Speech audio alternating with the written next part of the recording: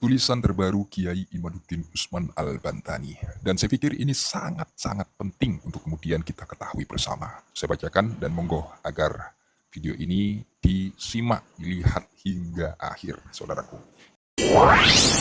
TV Al-Waha. Hot Inspiration.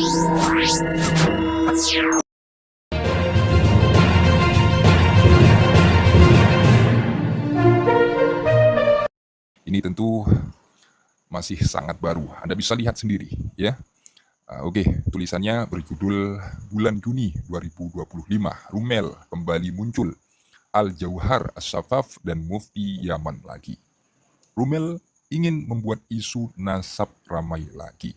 Agaknya durasi polemik nasab perlu ditambah agar lebih banyak kabain jamak dari kibin yang sadar. Ia kembali membuat narasi yang agak ilmiah, yang layak untuk ditanggapi walau tidak ada yang baru.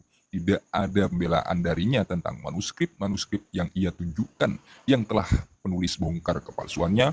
Bagi yang penasaran manuskrip apa, silahkan baca buku penulis yang berjudul Manuskrip-Manuskrip Palsu Ba'alwi versi Rumel Abbas. Dapat di-download di internet. Anda bisa lihat sendiri nanti teman-teman ya kalau penasaran. Oke, kita lanjutkan. Narasi yang pantas ditanggapi yaitu argumennya tentang bahwa Abdurrahman Al-Khatib pantas menjadi the number one daripada Ali As-Sakron yang dimana wafat 895 Hijriah dalam kreasi nasab Ba'alwi. Hal tersebut sudah pernah penulis bahas dalam artikel berkali-kali bahwa antara Ali As-Sakron dan Al-Khatib keduanya berpeluang menjadi sang juara. Tetapi sampai saat ini juara sejati tetap Ali As-Sakron. Narasi tentang siapakah yang pantas menjadi juara pertama perancang nasab Ba'alwi secara formal, apakah Ali As-Sakron tahun 895 Hijriah atau Al-Khatib tahun 855 Hijriah, tidak akan menolong apa-apa akan terbongkarnya kepalsuan nasab Ba'alwi. Karena Ali As-Sakron dan Abdurrahman Al-Khatib itu keduanya termasuk internal Ba'alwi. Al-Khatib dia adalah murid Abdurrahman As-Segaf, walau bukan Ba'alwi, ia dianggap internal Ba'alwi karena tentu proposisi tentang Ba'alwi yang ada dalam Al-Jauhar As-Safaf itu ia dapatkan dari gurunya. Hal itu, jika Rumel berhasil mendapatkan dalil bahwa Al-Khatib adalah sosok historis dan ada kitab yang ia dapatkan yang mengonfirmasi itu, tetapi sampai saat ini itu tidak ada.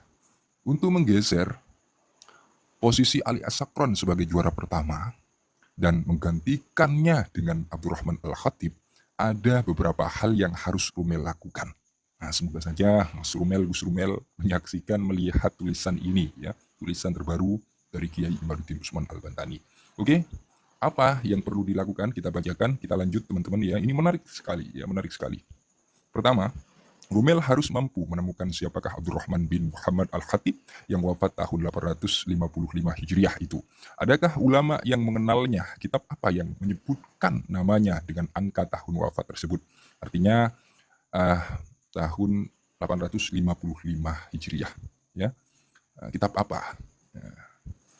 Tidak ada satu ulama pun yang menyebut namanya dengan angka tahun wafat tersebut. Lalu siapa dia? Rumel harus membawa satu kitab Mu'tabar yang menyebut nama Abdurrahman Al-Khatib dengan angka wafat tahun 855 Hijriah itu. Keduanya penulis telah membuat artikel khusus tentang pengarang kitab Al-Jauhar As-Safaf yang asli. Abdurrahman bin Muhammad bin Abdurrahman, ia disebut dalam kitab-kitab biografi para ulama-ulama para ulama seperti As-Suluk karya Al-Janadi wafat 732 Hijriah, Al-Uqud Al-Lu'iyah karya Ali bin Hasan Al-Khajraji wafat 812 Hijriah, Mu'jam Al-Mu'allifin karya Umar Ridho Kahalah, Hadiyat Al-Arifin karya Ismail Basha Al-Babani. Kitab-kitab itu menyebut bahwa Abdurrahman bin Muhammad bin Abdurrahman ini wafat pada tahun 724 Hijriah. Bukan 855 Hijriah. Jika ia telah wafat tahun 724 Hijriah, bagaimana ia bisa mengarang kitab pada tahun 820 Hijriah? Luar biasa bantahan Kiai Imad ini.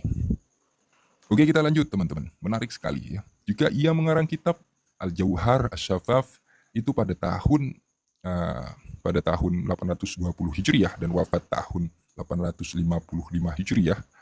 Maka kenapa keluarga Ba'alwi dan yang lainnya yang ada di abad 9 dan awal abad 10 Hijriah tidak pernah menyebut namanya di bawah ini. Saksi-saksi kitab yang ditulis pada abad 9 dan awal abad 10 Hijriah yang tidak menyebut nama Abdurrahman Al-Khatib.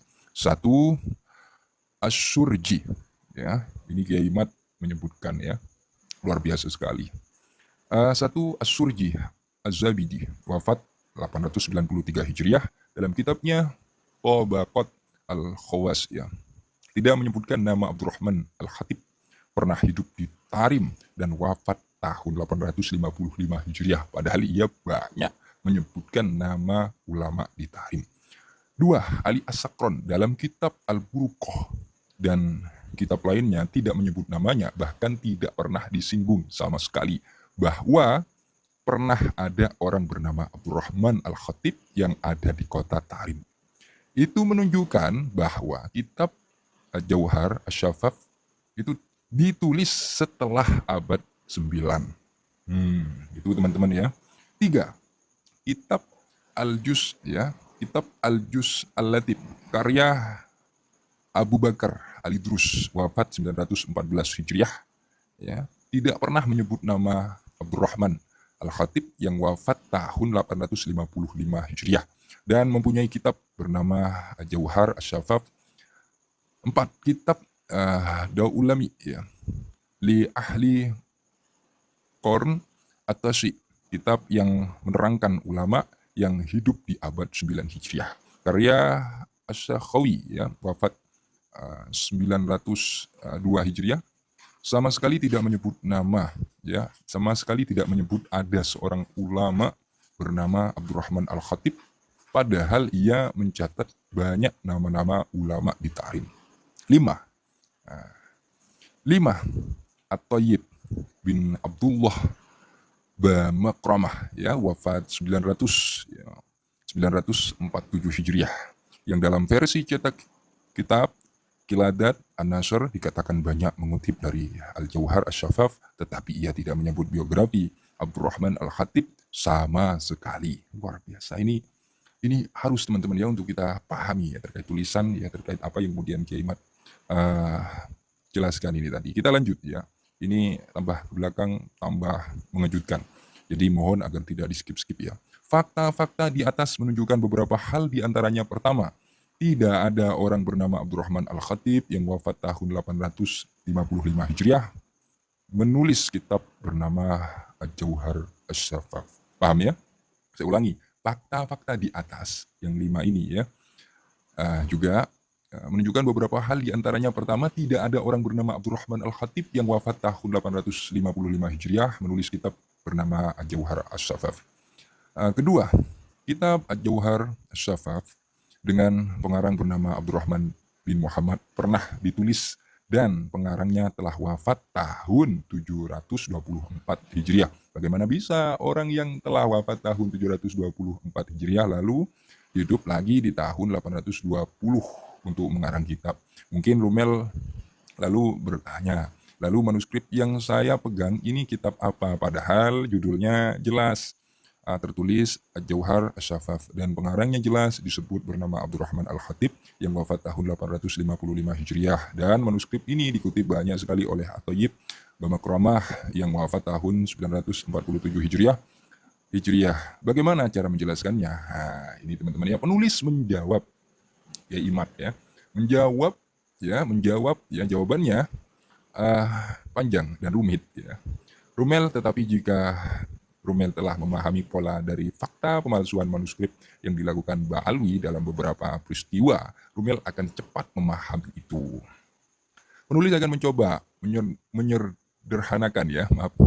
menyederhanakan hal rumit tersebut dengan dua kemungkinan. Kemungkinan pertama, Abdurrahman Al-Khatib masih hidup di masa At-Thayyib dan At-Thayyib mengenalnya. Oleh karena itu, ia tidak memasukkan biografinya dalam kitabnya itu. Konsekuensinya, maka Al-Khatib tidak wafat di tahun 855 Hijriah, tetapi ia masih hidup sampai sekitar 947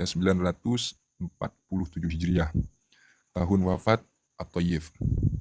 Berarti Ali As-Sakron tetap menjadi sang juara dengan angka tahun wafat 895 Hijriah. Bisa Anda pahami teman-teman ya. Kemungkinan kedua, ia mendapatkan salinan kitab Jauhar As-Safaf dengan nama penulis Al-Khatib yang ia tidak kenal siapa dia, wafat tahun berapa, dan bagaimana perjalanan hidupnya. Lalu kitab itu tetap menjadi rujukan karena ia membutuhkannya untuk kemungkinan ini. Maka kitab Jauhar As-Safaf adalah termasuk kategori kitabun manhulun. Kitab yang ditulis pada zaman At-Thayyib lalu diasosiasikan nama tertentu 100 tahun ke belakang, yang sebenarnya ia bukan karya dari orang dengan nama tertentu tersebut. Lalu diberikan kepada At-Thayyib karena mengetahui ia sedang menulis tentang sejarah tokoh-tokoh di Yaman. Konsekuensi kemungkinan ini, maka kitab Al-Jauhar As-Safaf sama sekali tidak bisa menjadi hujah ya, dilihat dari sisi penanggalan dan pengarangnya. Untuk membantah dua kemungkinan itu, maka Rumel harus mendatangkan sebuah kitab di abad 9 yang menyebut kekokohan seorang Al-Khatib yang dikatakan wafat tahun 855 Hijriah. Selama itu tidak bisa didapatkan, maka The Champion untuk kreator nasab Ba'alwi secara formal tetaplah Ali bin Abu Bakar As-Sakron. Lalu apa konsekuensi terhadap nasab Ba'alwi jika terbukti Al-Khatib sosok historis di abad 9 Hijriah? Konsekuensi terbuktinya Al-Khatib sebagai sosok historis di abad 9 Hijriah adalah sang juara pertama penulis sejarah, dan nasab Ba'alwi berpindah dari Ali As-Sakron yang merupakan cucu dari Abdurrahman As-Segaf kepada Abdurrahman Al-Khatib yang merupakan murid Abdurrahman As-Segaf tersebut. Jadi membuktikan kepada kita bahwa nasab Ba'alwi ini hanya muter-muter dibangun di abad ke-9 Hijriah oleh Circle Ba'alwi saja, tidak ada yang lain. Tentang Jauhar As-Safaf selesai ya. Kemudian kita beralih ya kepada yang ringan, yaitu narasi Rumel tentang akun Facebook Mufti Yaman.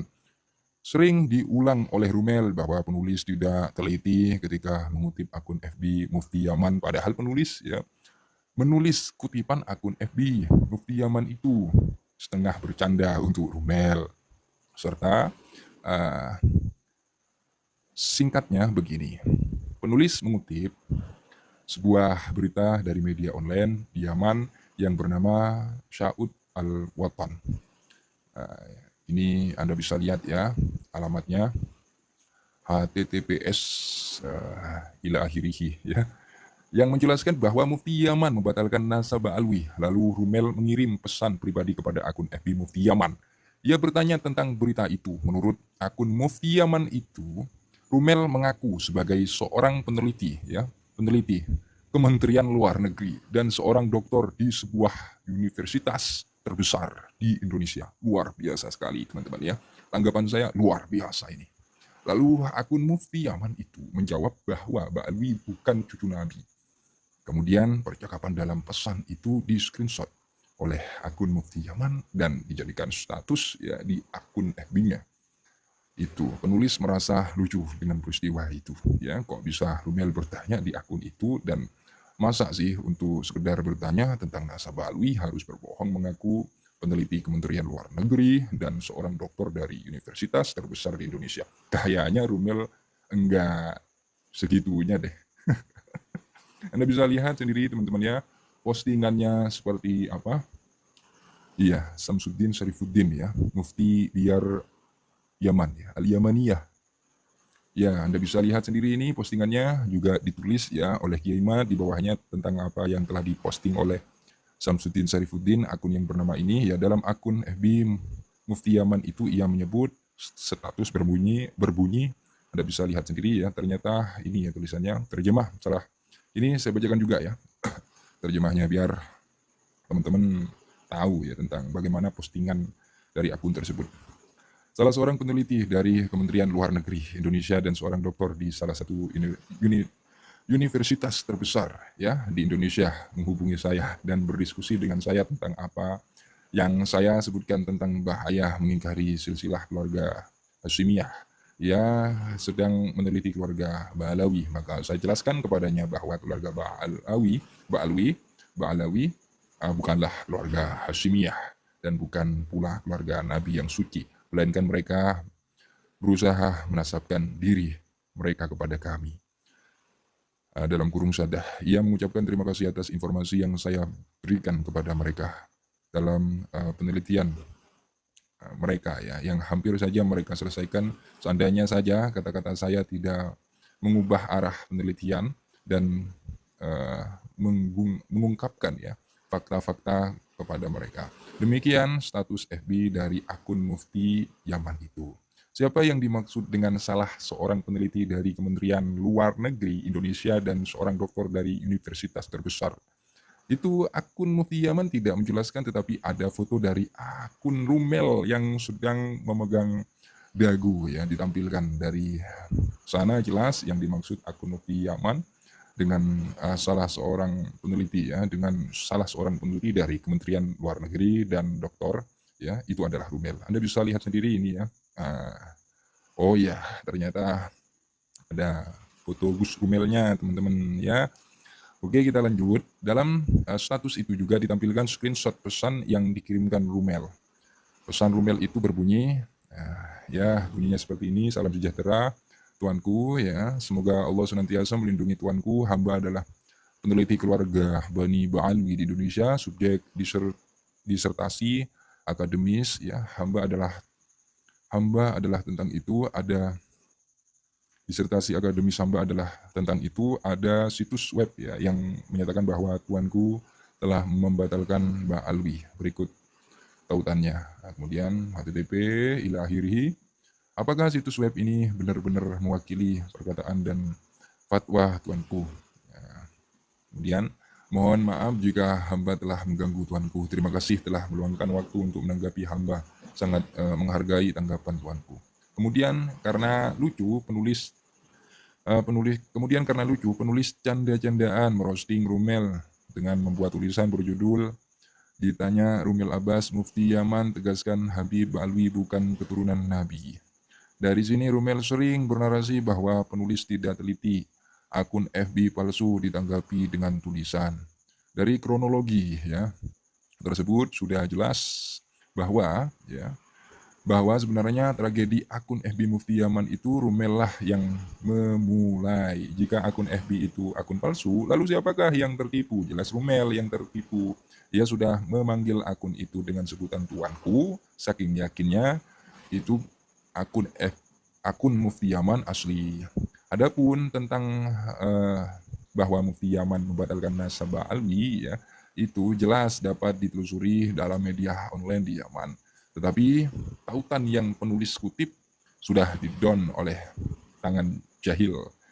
Kasusnya sama seperti beberapa kali website pondok pesantren penulis dihack, orang yang takut privilege-nya hilang. Tetapi pembaca masih bisa melihat dari situs lainnya karena berita bahwa Mufti Yaman membatalkan nasab Ba'alwi itu dimuat beberapa media online di Yaman. Adapun mengenai Mufti Yaman kemudian membantah itu hal lain lagi. Banyak pernyataan di media masa dirilis lalu diingkari karena suatu hal. Para ulama Yaman, intelektual Yaman, bangsawan Yaman ramai di internet membatalkan nasab Ba'alwi. Hanya para kabain kibin ya saja yang mengabaikan kenyataan itu. Seperti ahli hadis ya, Syekh Mukbil Al-Wada'i, Dr. Abdullah As-Suaibi ya, Pangeran Abdul Nasr dan lain-lain. Bahkan Pangeran Abdul Nasr menentang Ali Ajufri, idolanya Lora Ismail Khalili untuk tes DNA ya, menantang untuk tes DNA ya. Untuk tes DNA pengarang Abdul Nasr berkata, kemudian kita lanjut langsung saja teman-teman ya. Sampaikan tweetku ya, ini kepada Ali Ajufri. Saya Pangeran Abdul Nasr Abdul Nasr bin Hamad bin Ahmad bin Ali bin Qasim ya bin Ahmad bin Al Hasan bin Al Haytami bin Amir bin Abdul Wahab At-Tahiri, cucu Sultan Al-Awazil ya, mengingkari nasab Ali Jufri ya, Ali Al-Jufri sebagai keturunan Ahlul Bait ya, Nabi. Dan jika nasabnya telah sahih setelah tes DNA, saya siap menanggung konsekuensinya ya, hukum ya, konsekuensinya hukum. Oke, tinggal sedikit teman-teman, lumayan panjang ya. Perhatikan bagaimana tegas dan lugas pengingkaran Pangeran Abdul Nasr ya terhadap nasab Al-Jufri Ba'alwi ya, Ba'alwi teman-teman ya. Jadi kalau sudah bicara Ba'alwi berarti para yang nyambung kepada Ubaidillah ini ya itu ya, yang dimaksud ya, dari Ubaidillah itu. Dan perhatikan pula ketika ia menyebutkan nasabnya yang tersambung kepada Sultan Awazil dari dinasti At-Tahiriyah Ali Aden Yaman. Hal tersebut ia lakukan untuk mengatakan bahwa ia Pangeran Abdul Nasr seorang keturunan Sultan di Yaman yang nyata sebagai kaum bangsawan yang tercatat dalam sejarah Yaman, tidak mengakui Ali Al-Jufri Ba'alwi sebagai keturunan Nabi. Luar biasa. Semoga teman-teman dapat memahaminya ya. Penulis Imaduddin Usman Al-Bantani. Luar biasa. Ini ada di website Nahdlatul Ulum ya, Pondok Pesantren Salafiyah Nahdlatul Ulum. Semoga dengan apa yang kemudian kita lihat bersama, kita dengar bersama ya, semoga bermanfaat, dapat Anda pahami. Dari saya mungkin ada kekeliruan dari bacaan atau apalah itu, saya mohon maaf teman-teman ya. Mohon maaf sebesar-besarnya. Anda bisa lihat cross check dengan judul ini nanti ya kalau penasaran. Bulan Juni 2025, Rumel kembali muncul, Jauhar Asyafaf dan Mufti Yaman lagi. Luar biasa. Ini lumayan panjang. Terima kasih karena sudah menyimak. Kurang lebihnya mohon maaf. Akhirul qaul ihdinas siratal mustaqim. Wassalamualaikum warahmatullahi wabarakatuh.